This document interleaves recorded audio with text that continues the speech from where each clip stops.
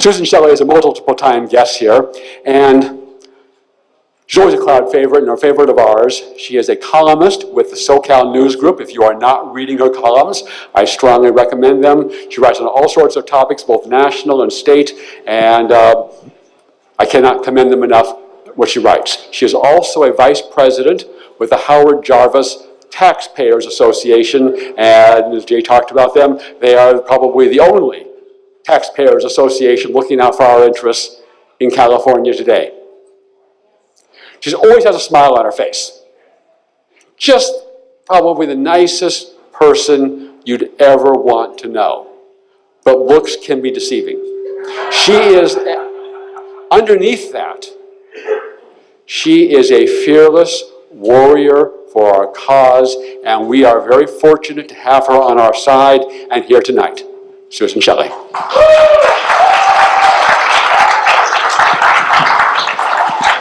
Thank you, Greg.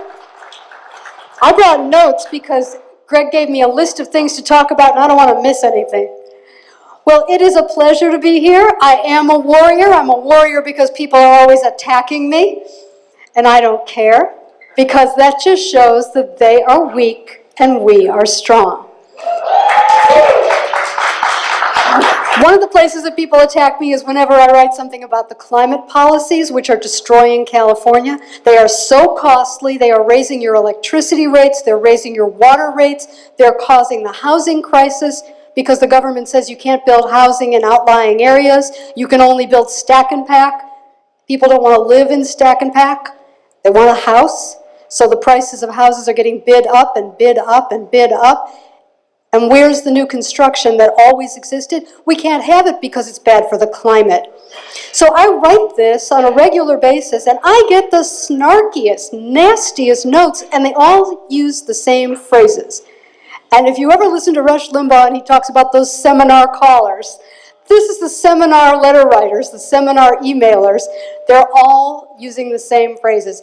They are afraid of the truth. They are weak. And we are strong. And that's what I want you to remember in this election year. They are weak. They are weaker than you know.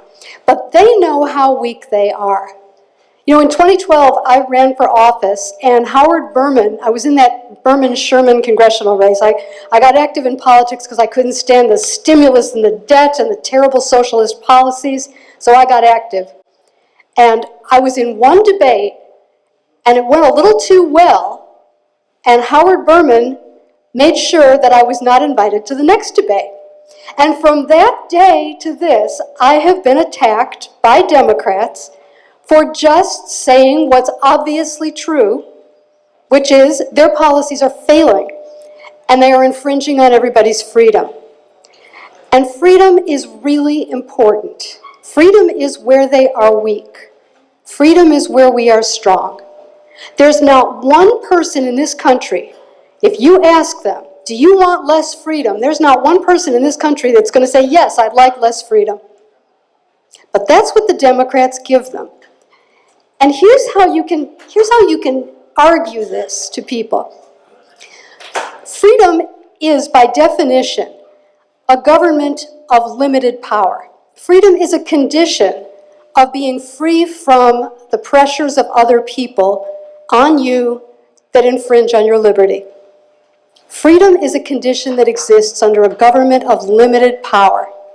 What are the Democrats doing, the 2020 presidential candidates? Is there one that has a plan for the government to back off anywhere that they're bothering us? No! They don't have a plan to back off, they have a plan to take over. They want to take over your health care decisions. They want to take over your retirement funds. They want to take over your income. They want to take over everything involving energy and electricity. They make fun of President Trump because he gets out on the stand and he talks about wind energy, where someone's going to say, darling, is the wind blowing? I'd like to watch TV. I actually saw someone call that a lie. One of those fact checker people in a newspaper said, that's not true.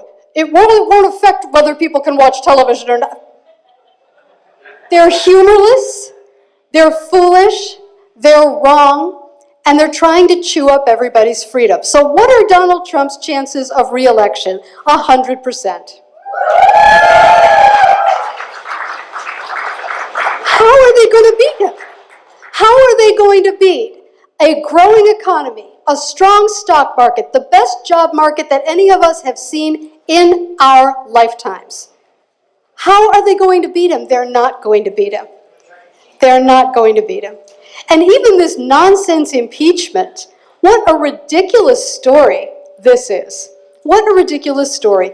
It's totally within the president's power to decide when funds are released in foreign aid and to negotiate that. And if he wants a corruption investigation, there's nothing wrong with that either. And in this transcript of the phone call, what does he ask? He asks the president of Ukraine to work with the attorney general, not with his campaign manager, with the attorney general. This is about the Russia hoax investigation. They're going all around the world and they're asking governments to cooperate with the United States Justice Department's investigation into an abuse of power. That's what that call was about, that one portion of it. And of course the Democrats are hysterical because they are weak, because they are vulnerable, because they're about to nominate Joe Biden for president. They can't help it. They can't help it. He's going to win. How is he not going to win? I mean, barring, God forbid, some health problem, how is he not going to get that nomination? He's got deep roots in Iowa, New Hampshire, South Carolina, Florida. He's got deep roots in Ukraine. He's going to have plenty of money. He's got 100% name recognition, and if he can overcome that, he's the nominee. So unless Hillary Clinton jumps in, I don't see any way that anybody else gets that nomination. Now, how does Donald Trump lose to Joe Biden? That's not going to happen. That's not going to happen. It's 100%, it's a lock. You know, in March, I wrote a column that I called A Thought Experiment on the Trump Presidency, in which I hypnotized the reader, like that, hypnotized the reader, and I said, now imagine Hillary Clinton was elected president. I know, I know you're eating, I'm sorry. Imagine that Hillary Clinton was elected president, and you had this statistic on jobs growth, and you had the end of the caliphate that ISIS tried to build for so long, and did build. You have the end of it. And you have this, and you have this, and you have this. Now, if you voted for Hillary Clinton, you've got to be saying to yourself, I'm pretty pleased with how this worked out. I knew with her experience, I knew as former Secretary of State, the smartest woman on the planet Earth, I knew this was going to happen. I knew it was going to go well. Now, on the count of three, snap out of it. Because everything is true. The best economy, the lowest unemployment, the end of the caliphate, all of that is true except Donald Trump is the president. And this just made people's heads explode. I got more of those nasty emails from the liberals. They are weak, and we are strong. And it's going to be fine. He's going to be reelected. It's not going to be close. We have to work really hard to try and get the House back. We have to work really hard to hold the Senate. We have to work really hard in California. But Donald Trump, don't lose any sleep over that. That's a lock. I want to tell you how smart he is. I like to watch what he does because I think he's really far ahead of the news cycle, really far ahead of the curve. You remember in the tax plan, something that had never been done before in tax reform, this limit on the state and local tax deduction. Hurt a lot of people in California, hurt a lot of people in New York, hurt a lot of people in Illinois. Guess where we are 2 years later? California, New York, and Illinois losing population. Many of them because of the high taxes. Many of the wealthier taxpayers who really support the government because they pay a lot, they're leaving. California and New York are about to lose a congressional seat. I really wonder if that SALT deduction limitation didn't have that effect. That's a really long strategy. Clearly, he was trying to hurt the blue state policies. Now, maybe the short-term version was he didn't want people to support higher taxes, in the blue states, and he was actually trying to help us on that. And it did help us on that. I worked on the campaign in LA against Measure EE, which was a school tax, a parcel tax in the school district. And one of the things that I heard from voters is, I'm not paying 1 cent more, I can't deduct it. And they voted against a school tax. But it was for the children. They're always for the children or the firefighters. And people voted no. And LA County is putting a tax on the ballot in March for the firefighters, because they already tried it for the children and that didn't work, so they're going to try it for the firefighters. I'm going to be out there campaigning against it. We'll see. We'll see what happens. I think people have had enough of tax increases. I think people have had enough of the climate policies. I think they've had enough of being told that their whole lifestyle is destroying the planet Earth. I wish George Carlin was alive, because he would certainly have had a few things. Just, can we hold the questions till the end? Thank you. One of the things that the Democrats in California are doing that is evidence of how stupid they are. They're not only weak, they're not that bright. They are attacking single-family homes in California. They're not just building the stack and packs, they're actually attacking single-family homes. Governor Newsom signed a bill, AB 68, that eliminates single-family zoning in the entire state of California. If you have a single-family home, you are now authorized to have 3 residences on it. The house, a modular-type granny flat in the backyard, and a garage conversion. And there's nothing the cities are allowed to do any longer to restrict it, to require parking, to require that the owner lives on site. All of that's gone. Corporations can come in and buy single-family homes and turn them into triplexes with no parking spaces. No parking spaces. You have neighborhoods, beach communities, tourist-type communities, where this is going to be a catastrophe, because people are not going to be able to park on their streets. They're not going to be able to have people over. There's going to be noise in everybody's backyard. It could be Airbnb. In every single family lot, there could be an Airbnb unit. Airbnb units, when you have these little units and people are vacationing, they're playing music, they're having parties, they're out loud on their cell phones. The quiet enjoyment of a single family home is destroyed by this policy. And we have a lot of homes in California now that are corporate owned. This is a holdover from the 2008 crash. When the prices fell, there were a lot of investors that came in and bought the distressed properties.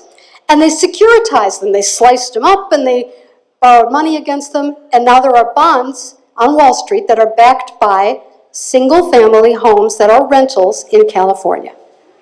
This is how we got into the trouble. And we could have it again. But here's the problem with that. If you're a publicly traded company, you have an obligation to do everything you can to maximize profits for your shareholders, and Governor Newsom just allowed them to have 3 rental units on each single family lot. And that can ruin it for everybody. And when everybody starts to sell because there's too much noise, no parking, and suddenly it's not the neighborhood they bought, what's going to happen? More people will sell, more corporations will buy. It's the end of single-family neighborhoods. This will not stand. This has triggered the law of unintended consequences. In Pasadena, they're talking about a lawsuit. In some places they're talking about, in Redondo Beach, I think, the mayor is talking about a constitutional amendment to restore single-family zoning in California and local control. There will be court rulings on this, that charter cities maybe can't be forced to do this. We're going to see. But this business of the state stepping on local governments and saying, you will do this, we're seeing this over and over again.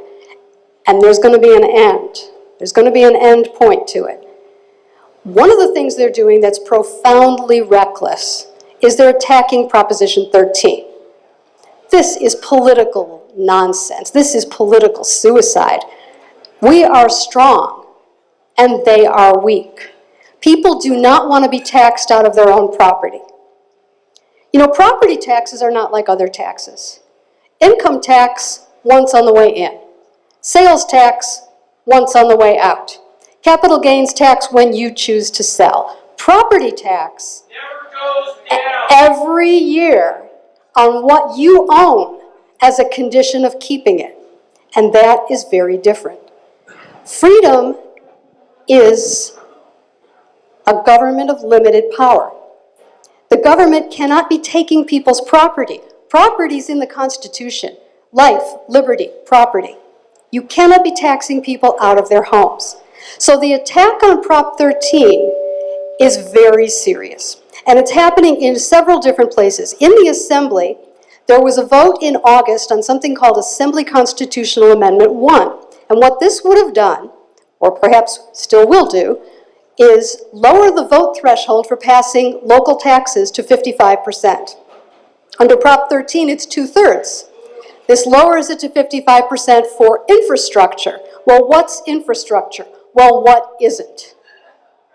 So they want to build anything at all. They can put something on the ballot, it would pass with 55%. And after every election, your taxes would go up. 3 or 4 years of that, people will start losing their homes.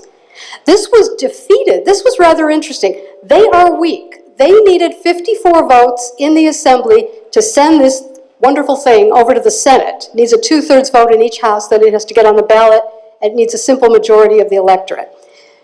They needed 54 votes in the Assembly.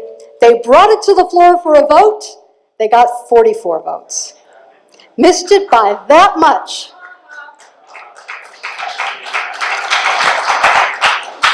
But the author asked for reconsideration, so it could come up again for another vote. This is ACA 1.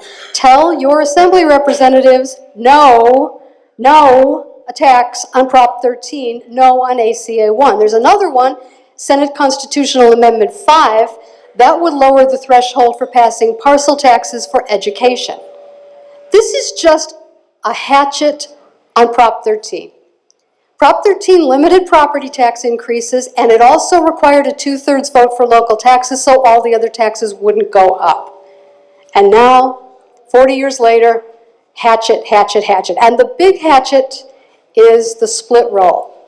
You all heard about the split roll. This is an initiative backed by the teachers union and other unions, and what it would do is it would cut Prop 13 in half and revoke it from businesses.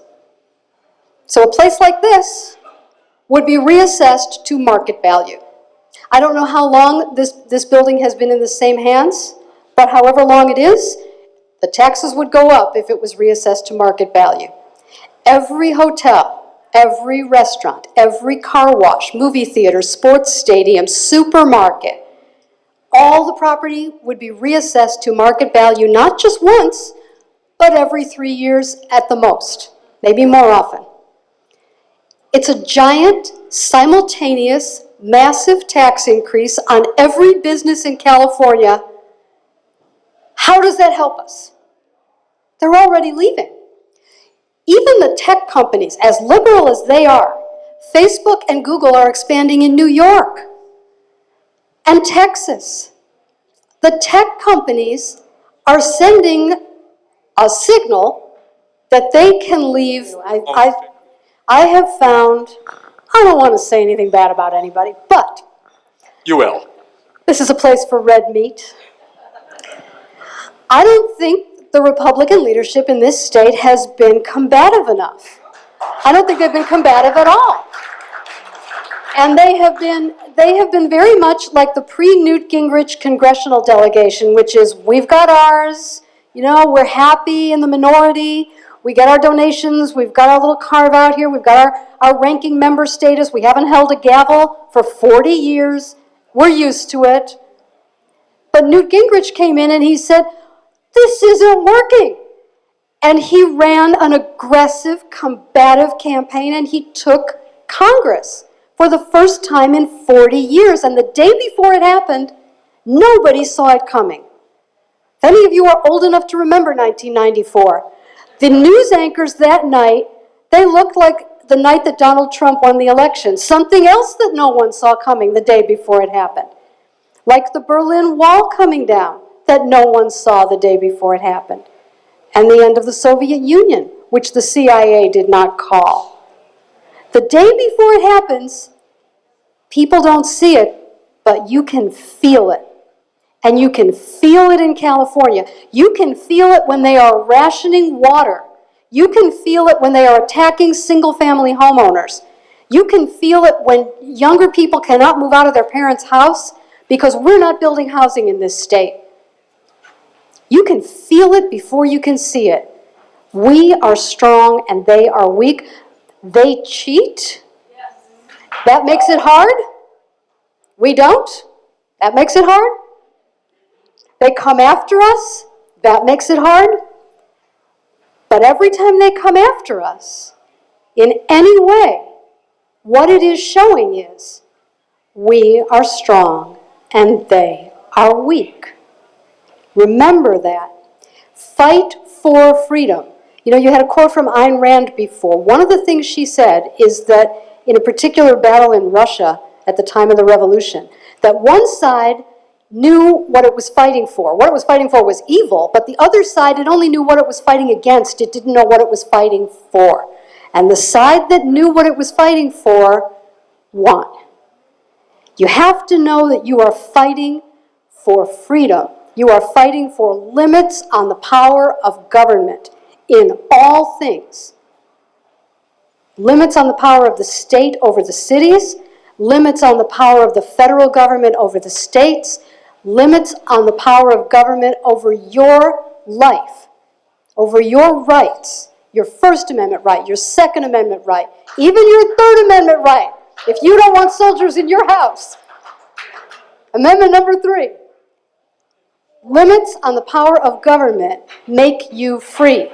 And everybody in the United States wants to be free. Those rafts didn't come from Cuba the other direction. They come in this direction. People want to be free. And the leftists will say, when you make this argument, as I have done in debates with people from the Green Party and crazy leftists, they say, I'm not against freedom, I'm not against freedom, you're lying, I'm not against freedom, but they are. Because they want government control of everything. And they don't want people to have freedom. They don't like freedom. People who are free don't choose the policies that these people want. And they don't need them to be in charge of everything. And a lot of mediocre people, like Hillary Clinton, would like to be in charge of everything. And Elizabeth Warren and Bernie Sanders, they'd like to be in charge of things they know nothing about. But they want to be in charge. And if they're in charge, you're not free. And when we explain it to the voters this way, we win. We win. We are strong, and they are weak. And we will win in 2020. Thank you. Are there more questions? Susan, one more. We have one Such more a strong here. finish. Raul. And he's a great activist with We the People Rising and all over the place doing things. Thank you for all you do. You have the honor of the last question. Make it a good one. Well, thank you, Susan. You did a great job, great presentation. Thank you. I would like to just encourage the people that are here tonight. I have worked elections in California since 2001. As a matter of fact, I ran for Secretary of State and came in 3rd out of 8 candidates. Congratulations. What I'd like to suggest is those that are here tonight to go ahead and register to work as a poll worker. That is how I found out how many problems and how much fraud we have in the state of California. Yes. And that's the reason why I decided to run. So what I'm saying is, call the ROV office in your county and register to be a poll worker. And you can work your way up. It's a very easy process, but you need to do that. That's how you get involved. Thank you. Thank you. And then whatever you see, you call me right up. And thank you so much, Susan, for Thank you. what you do for the cause and coming out here tonight. Thank you. It's And make always sure, a pleasure. if you're not already signed up as a supporter of the Howard Jarvis Taxpayers Association, please do so. It costs a whopping $10 a year. 15, we're up to Okay, 15. 15, I think But you're it's stretching. so worth it because you get Taxing Times, which is a newspaper that I write and edit. So support Susan's good work by joining the Howard Jarvis Taxpayers Association. We are out of time for questions, but thank you, and thank you, Susan. Thank you very much.